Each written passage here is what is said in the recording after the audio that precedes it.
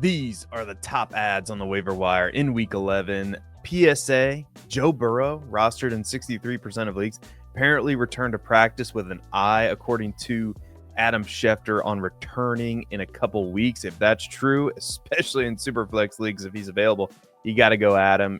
Even in single quarterback leagues, if you have an IR spot, I would consider adding him. Alec Pierce, rostered in 42% of leagues. Pierce continues to pace the Colts wide receivers in terms of the amount of snaps he plays on a week in and week out basis. This week, he played on 73 of 77 snaps, ran 36 of 39 routes, was targeted 7 times, caught 4 passes for 84 yards and a touchdown. If he's available, he's a must add on the waiver wire this week as he's continually involved in this offense. Brian Robinson Jr., he's rostered in just 24% of leagues. Christian McCaffrey was very ineffective in the run game this week as he averages 2.5 yards per carry on 12 carries for 30 yards. Meanwhile, Brian Robinson carried the ball 8 times for 41 yards and scored a touchdown.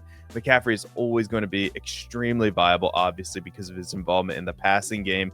8 receptions for 66 yards this week, but I think it is very wise to roster Brian Robinson Jr. because he's been effective, and McCaffrey is either going to get hurt or he's going to have to slow down, in my opinion, based on this volume. Tyler Algier, rostered in 33% of leagues. While Algier doesn't get on the field a ton, this week he played on 23 of 63 snaps, ran 8 of 31 routes, wasn't targeted, carried the ball 11 times. It just so happens that the Falcons trust Algier to handle very important carries in the red zone as he rushed for 2 touchdowns this week and averaged over 5 yards per carry. Blake Corum, rostered in 11% of leagues. Similarly to Algier and Brian Robinson, Corum is an extremely valuable handcuff to roster in fantasy football. This week, albeit in a blowout, Corum was on the field for 26 of 68 snaps, ran 7 of 37 routes, wasn't targeted, ran the ball 13 times for 56 yards.